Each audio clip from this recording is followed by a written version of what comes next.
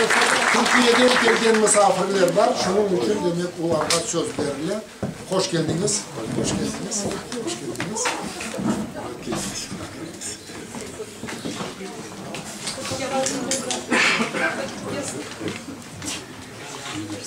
Türkiye'den gelen bir öğrenci olarak buradaki Türk kültürünün davasının Numan Çelebi cihanlarından biri de bizler olmak için buradayız.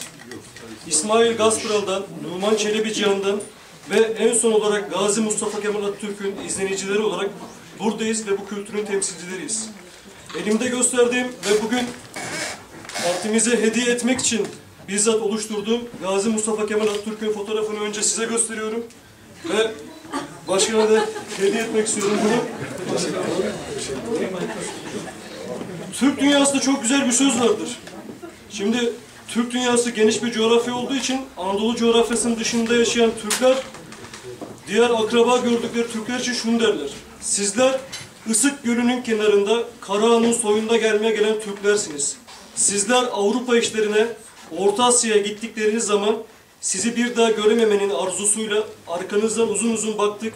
Siz gözden kaybolana kadar o kadar işten baktık ki o yüzden bugün gözlerimiz kısık, sizin de bugün gözleriniz büyüktür. İşte biz bugün kısık gözlü kardeşlerimizle bir olmaya geldik. Tamam.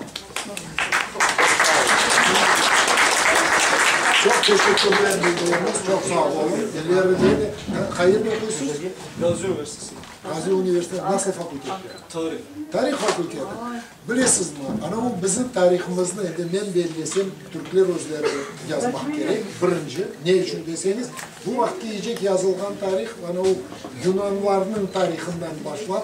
Bu sonki 300 yıl içinde yazılgan tarihe müracaat etmeye gerek yoktur. O vakit biz hakiki öz tarihimizde yazarız. O vakit bizlere yardım edersiniz. İnşallah. İnşallah. Çok teşekkür ederim. Çok sağ olun.